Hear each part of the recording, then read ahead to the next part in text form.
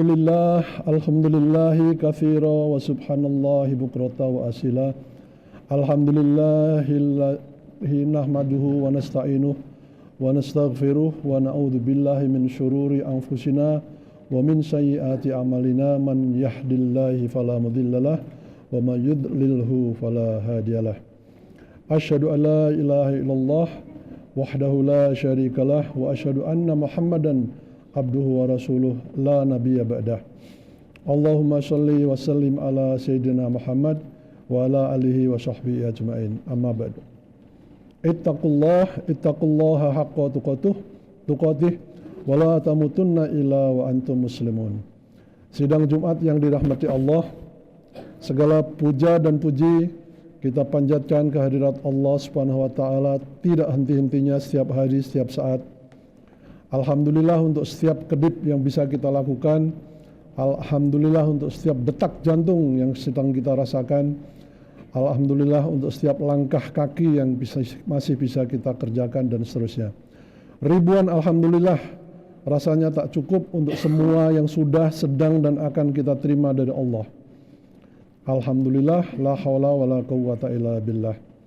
Salawat dan salam untuk junjungan kita semua, Nabi besar Muhammad Sallallahu Alaihi Wasallam, Nabi yang sudah mengajarkan kepada kita tauhid, mengikuti milad Ibrahim, Nabi yang sudah mengajarkan kepada kita asyidda'u 'alal kufar wa ruhama'u bainahum, supaya tegas terhadap orang kafir dan berkasih sayang terhadap sesama.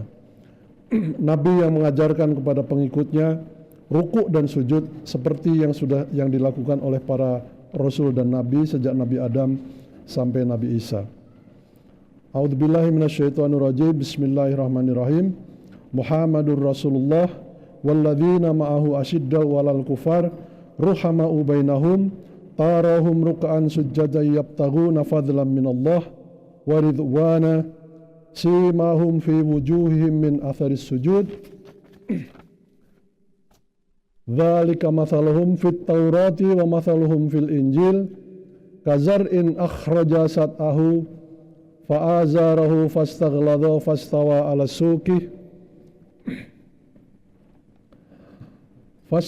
suqih yu'jibu az-zura'u liyaghidha bihimul kuffar wa adallahu alladhina amanu wa amilus solihati minhum maghfiratun wa ajran 'azima.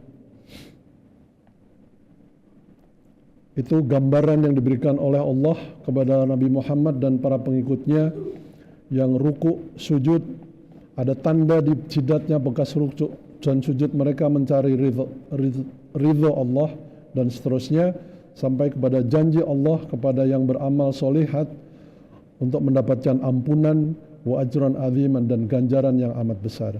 Ma'asyiral muslimin yang dirahmati Allah, sepekan sekali kita berkumpul di masjid di waktu duhur untuk menjalankan sholat Jumat bersama. Sebelum sholat, khotib bertugas memberikan khutbah. Tujuannya untuk mengingatkan kita semuanya supaya kita selalu berusaha meningkatkan ketakwaan kita dan ketaatan kita kepada Allah dengan menjauhi larangannya dan menjalankan perintah-perintahnya. Allah faham betul bahwa kita ini lemah, maka perlu sering sekali diingatkan terus-menerus secara beraturan agar kita tidak tersesat. Jamaah Jum'ah yang dirahmati Allah, sudah lama alhamdulillah kita memeluk agama Islam.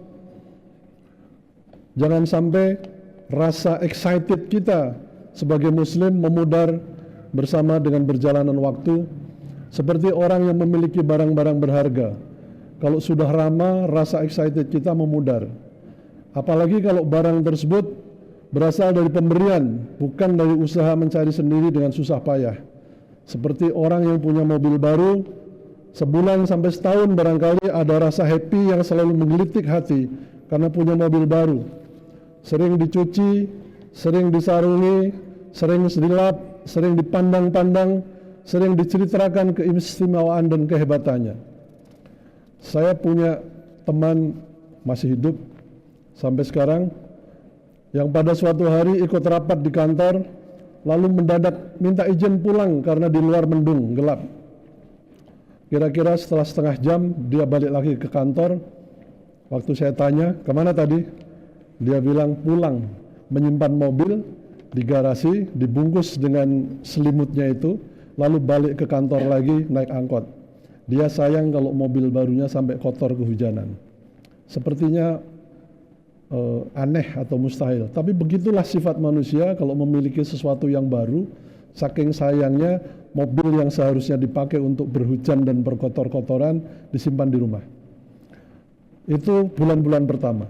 Setelah itu biasa lagi, seperti orang biasa.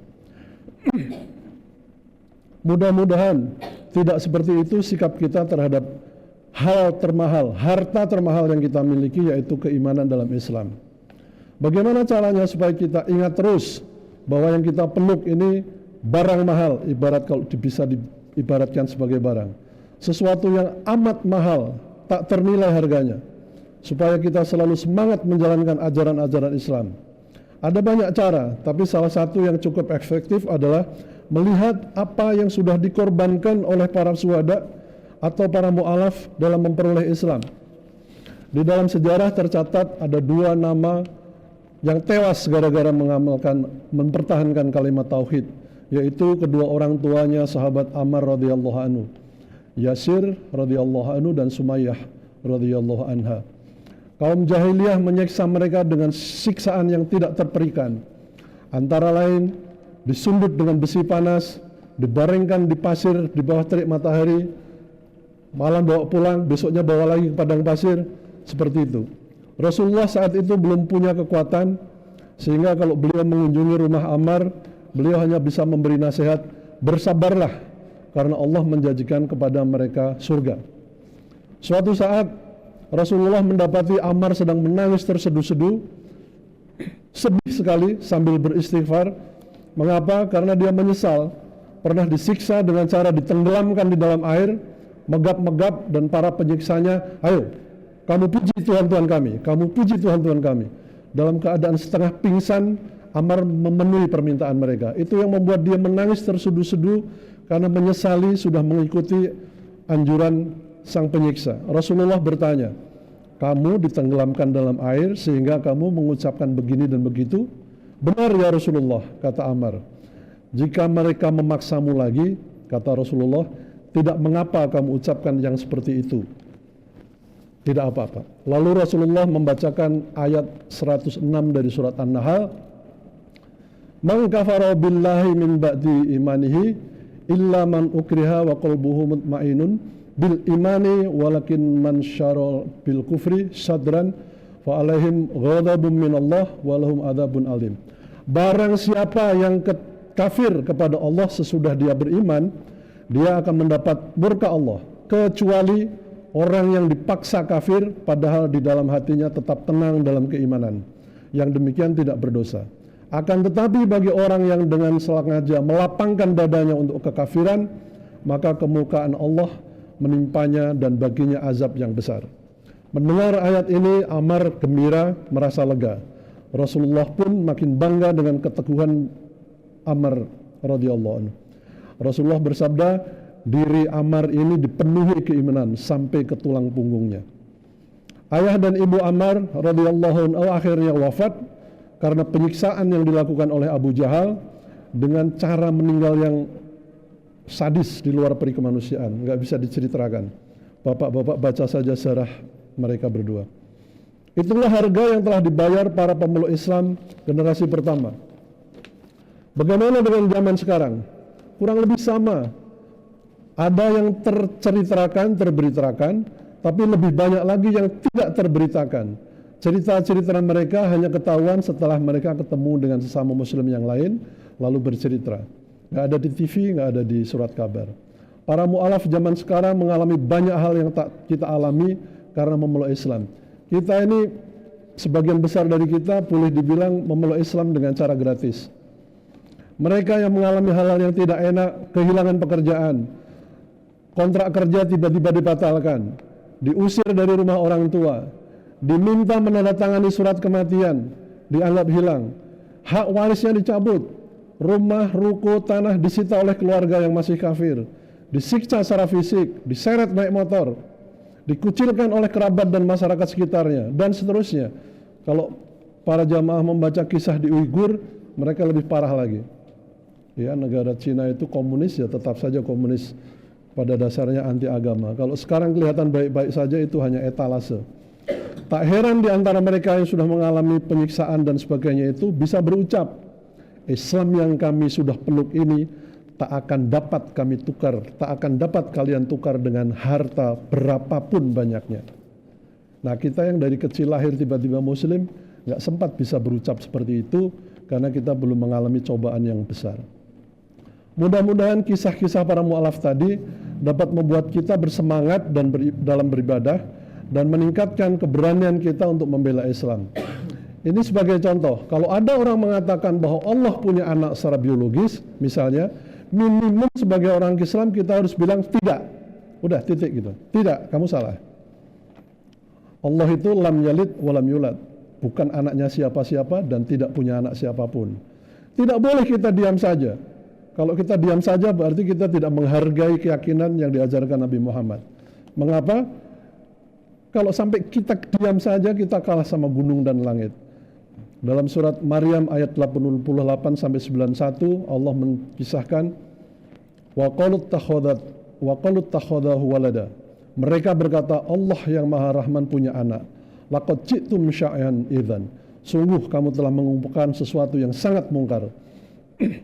Takaddus samawatu yatafadzun minhu wa tanshaqqul ardu wa takhirul jibalu. Hampir saja langit pecah, bumi terbelah dan gunung runtuh karena ucapan itu.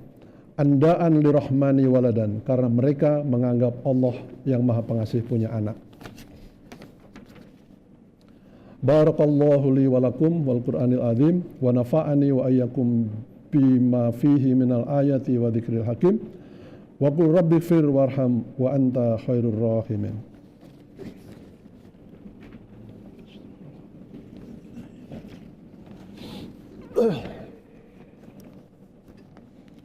Alhamdulillahilladzi arsala rasulahu bil huda wa dinil haq liyudhhirahu ala dini kullih. Asyhadu an la ilaha illallah wahdahu la syarikalah wa asyhadu anna Muhammadan abduhu wa rasuluh la nabiyya ba'dah. Allahumma shalli ala Muhammad wa ala ali Muhammad. Amma ba'du. Jamaah Jumat yang dirahmati Allah, marilah setiap hari kita isi waktu-waktu kita dengan membaca sirah Nabi, membaca Quran dengan artinya, dan memperdalam ilmu kita tentang Islam. Jangan sampai kita kalah bersemangat mengerjakan amalan-amalan keislaman kita, padahal kita sejak lahir kalah dengan para mu'alaf, padahal sejak lahir kita sudah Islam. Mari kita isi hari-hari kita dengan aktivitas yang menyehatkan badan dan pikiran, meningkatkan ketakwaan dan keimanan, memperbaiki silaturahmi dan memuamalat kita kepada sesama. Semoga hal-hal ini dapat kita kerjakan, dan kita berharap semoga hal-hal ini dapat kita kerjakan dengan penuh semangat sampai akhir hayat di kandung badan. Mari kita tutup khutbah ini dengan berdoa. Ya Allah, ya Rabbana, ampunilah kesalahan dan kekurangan para orang tua kami, para guru kami, para pemimpin kami yang masih hidup maupun yang sudah mendahului kami. Bimbing dan tuntunlah para pemimpin kami yang masih hidup agar dapat membawa negeri ini ke arah negeri yang Engkau ridhoi, negeri yang baldatun thayyibatun wa rabbun ghafur. Ya Allah, ya Rabbana, kuatkanlah kami, sabarkanlah kami supaya dapat menjalankan agamamu dengan benar, supaya dapat mempertahankan agamamu dengan penuh kesabaran, supaya mampu membayar dengan pantas harga yang harusnya kami bayar untuk menjadi muslim. Ya Allah, ya Rabbana, bimbing dan kuatkanlah kami agar dapat mengantarkan diri kami dan anak keturunan kami, menghindarkan diri kami dan keturunan kami dari azab-Mu yang pedih. Ya Allah, ya Rabbana, saat ini saudara-saudara kami di Palestina, di tanah para nabi-Mu, sedang didera bencana yang luar biasa. Sudah masuk bulan ke-10, para Zionis mencoba memusnahkan mereka. Berilah mereka kekuatan, kesabaran, dan kemenangan. Ya Allah, korban yang jatuh sudah berpuluh ribu. Kami di sini hanya bisa mendoakan keselamatan mereka. Ampuni kami, kuatkan iman dan fisik mereka. Lipat gandakan jumlah mereka tanpa orang ketahui.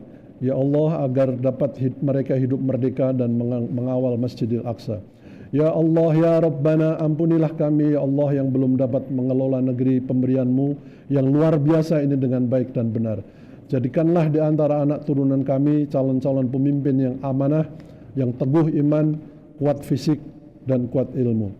Rabbana ighfir lana wa li ikhwanina walladzina sabaquna bil iman wa la taj'al fi qulubina ghillan lil ladzina amanu.